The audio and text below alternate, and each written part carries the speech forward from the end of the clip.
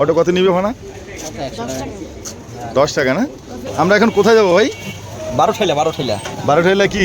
লেদু চাঁদ ফকিরের মাজারে একটা অটো নিচ্ছি মতলব বাজার থেকে লেদু চাঁদ ফকিরের মাজারে রওনা দিচ্ছি। একটা অটো নিয়ে যাব, আবহাওয়া খুব খারাপ, ওখানে গিয়ে যত দ্রুত সম্ভব ফিরে আসা যায় সেই চেষ্টাই করব। লেদু চাঁদ ফকিরের মাজারের সামনে চলে আসছে না? এই সেই মাজার।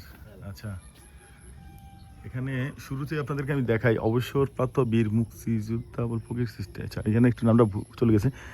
হযরত শাহ সুফি লেদু চাঁদ ফকিরের মাজার, মৃত্যু তারিখ হলো 1397। আচ্ছা, এইদিকে একটু দেখাই। সেজদা করা নিষেধ, দুফি করিবেন না, ধূমপান নিষেধ। আচ্ছা, সুন্দর কথা লিখছে, লেদু ও কালো ফকিরের বৈঠকখানা নামাজের জায়গা। আচ্ছা, এটা তো বুঝলাম না, লেদু ও কালো ফকিরের বৈঠকখানা নামাজের জায়গা। আচ্ছা, আমরা এখানে আসার পরে কিন্তু কোনো লোকজনের দেখা পাচ্ছি না, শুধু আমি আর আমার অটো এলাকাটা। আচ্ছা, আমরা একটু বৈঠকখানায় ঢুকে যাই নাকি? আসলে ওনারা যে লিখছে এখানে ধূমপান করবেন না, দেখেন আসলে এই ঠিক কথা, এই যে লিখছে এখানে বসে বসে এলাকার কিছু লোক বসে বসে এইগুলা করে, এইগুলার কোনো মানে হয় না। দেখছেন, আসলে একজন কবর হোক, আপনি যদি না মানেন মাজার হিসেবে কবরস্থান, সেখানে কেন? আল্লাহর বাংলাদেশ, এই শহীদ গাজীর বাংলাদেশ, রহম করুন আল্লাহ, রহম করুন আল্লাহ।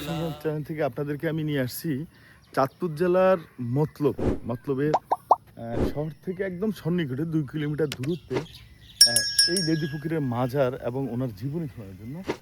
আসলে অনেক চমৎকার কিছু ঘটনা আছে, সে কারণে আসলে আমি এই মেঘলা আবহাওয়ায় বৃষ্টির দিনে আমি কিন্তু ফিরে যাইনি। আমি যখন আসছি চিন্তা করলাম এই ভিডিওটা করেই যাই। আমার সঙ্গে থাকুন, ভিডিওটা দেখতে থাকুন। আমরা লেদু চাঁদ ফকিরের বাড়িতে যাচ্ছি, মাজারে কাউকে না পেয়ে, ওনার এইটা নাকি ওনার বাড়ি, এখানে লোকজন পাওয়া যেতে পারে। তো আমাদের এই অটোওয়ালা ভাই বলছে চলুন আমরা একটু বাড়ির দিকে যাই, দেখি কাউকে পাই কিনা। বাড়িতে পেলে হয়তো আমরা ওনাদের সাথে কথা বলবো।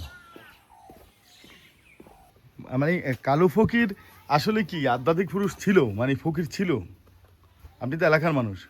মানে এরে খেপাল দিয়া গেছে আর কি, এর বাপে এর হাতে দায়িত্ব দিয়া গেছিল আর কি। আচ্ছা, তো উনি কি দেখাইছে আপনাদেরকে? আপনারা যে বিশ্বাস করতেন, মানে কেন বিশ্বাস করতেন? কিছু তো একটা দেখাইছে নাকি?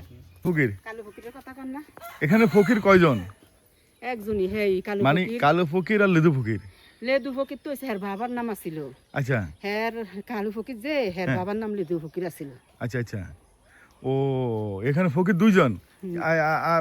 আপনারা কি চিনতেন ওনাকে? জিয়ের বাড়ি বাড়ি, মানে ওনার বাড়ি এটা? জিয়ের বাড়ি। ফকির কেমন হয়েছে? ফকির কেমনে হইছে? সাধনা করতে করতে না কোথাও খেলাপথ পাইছে? এই ইতিহাস তো আমরা পুরা কইতে পারতাম না। আচ্ছা, কি কইতে পারবেন তাহলে? ওই দেখছি হার ফকিরি করছে, হার পরে হার পুতরা করছে, হার পুতের পরে আবার অনেক নাতিরা করে, হারা মারা গেছে সবাই, অনেক নাতিরা করতে আছে ফকিরি। নাতিরা কোথায় থাকে?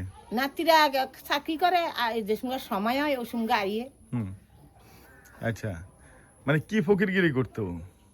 হেরা সালালের মুরিদ, সালাল ফকিরের মুরিদ। এটা কোথায় মাজার? এটা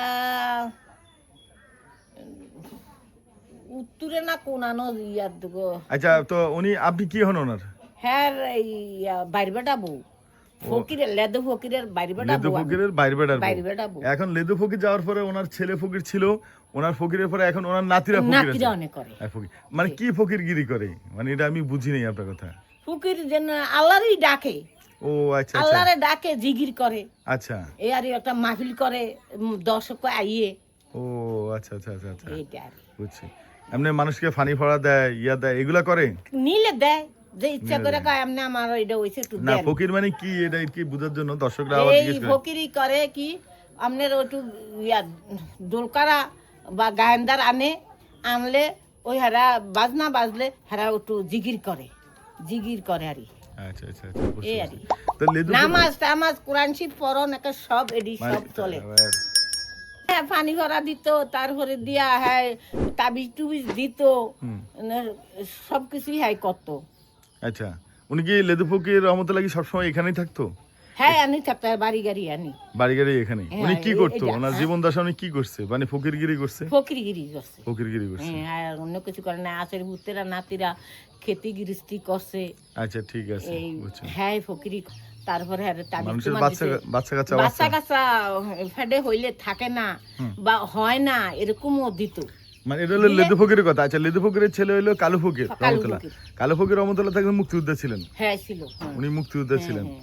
মুক্তিযোদ্ধা ছিলেন তুমি কি হও কালু ফকিরের নাতি নাতি লেদু ফকির তোমার কি হয় হ্যাঁ আচ্ছা। বড় বাপ বাবা তুমি জানো কিছু কালু ফকির সম্পর্কে আর ছোট মানুষ ছোট মানুষ এই আর কেউ উগার পাইছে যেমন 100 জনের ভিতরে 50 জন উগার পাইছে 50 জনে পায় নাই এটা জানে আল্লাহ আল্লাহ রাসুলে হেদের বালুইছে হাই কইছে বালুইছে আর কেউ যদি উগার না পাইছে কয় না হেদারে গেছিলাম হয় নাই এই আর আচ্ছা আচ্ছা বুঝতে পারছি এই। তো উরুস কবে করায় উরুস তো একটা ভাদ্র মাসও আচ্ছা আর একটা কি মাসও ফাগলুন মাসও মাঘে ফাগলুনে দুইটা উরুস করে আচ্ছা আচ্ছা আচ্ছা তো এখানে দেখলাম যে ওনার মাজার এখানে লেখা আছে বসার স্থান মানে বসার স্থান লেখা আছে এনো থাকে হারা রাত্রে যেদিন উরুস মাহফিল হয় ও আচ্ছা ওই সুঙ্গা থায় এক রাত থায় হ্যাঁ তো মাজারের চাবিটা কার কাছে এখন মাজারে সাবিরা নেকলেসের কাছে হ্যাঁ ছেলের বোর কাছে ওনাদের বাসা কোথায় এই তো বেশি দূরে নাই ফালেক বাড়ি আর হ্যার মেয়ে আছে হ্যার মেয়ে অনেক কিছু করতে পারবো কালু ফকিরে কালো ফকিরের মেয়ে ওই পাশে হয় হ্যাঁ আচ্ছা ঠিক আছে তাহলে ওনার কাছে যাই এটা হইলো কালো ফকির চাঁদ ফকির আসলে ওনারা দুইজন ফকিরের মাজার একসাথে আমরা ওনার মেয়ের বাড়িতে চলে আসছি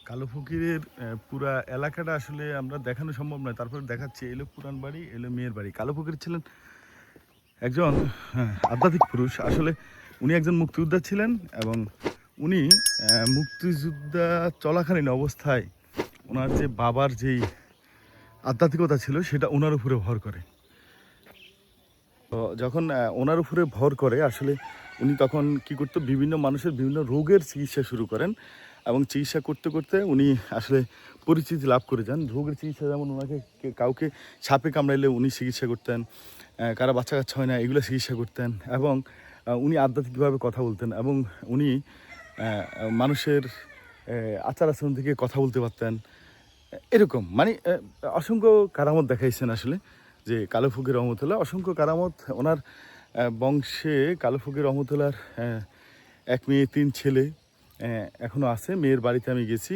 মেয়ের বাড়িতে আসলে দেখাইছি আপনাদেরকে আসলে মোবাইলে দর্শক ভালো থাকবেন সুস্থ থাকবেন ইমান সহিত থাকবেন জানার চেষ্টা করলে অনেক কিছু জানা যায় আর সব জানাই আসলে আপনাদের মাঝে তুলে ধরা সম্ভব হয় না তো বিদায় নিচ্ছি আসসালামু আলাইকুম